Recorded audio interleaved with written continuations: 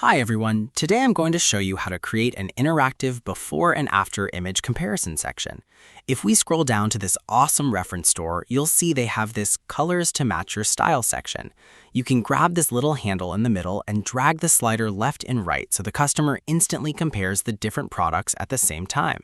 We know exactly what split screen comparison layout, and we will bring it to your Shopify store by using the S-Mind Sections app. So let's head over to the S-Mind app right inside your Shopify admin and click Sections to find the image comparison section.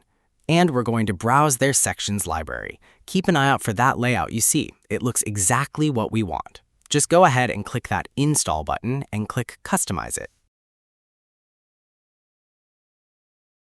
Now that we're in the theme editor, look over at your left-hand menu and scroll all the way down and click Add Section to add the image comparison section.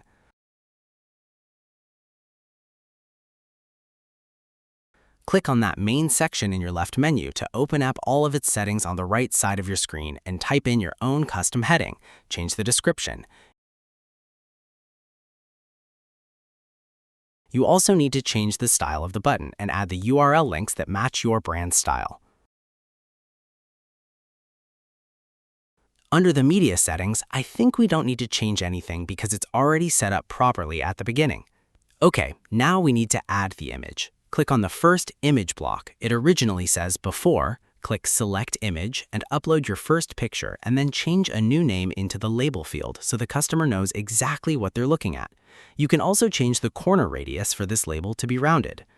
We're going to do the exact same thing for the second image. Click the Other Image block on the left. Click Select Image, upload your second comparison photo, and update its label field just like we did before.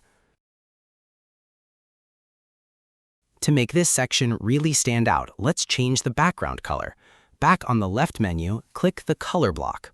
Over on the right, click the little color swatch next to Background and pick whatever color works best for your overall design. And you also need to change the color for the button.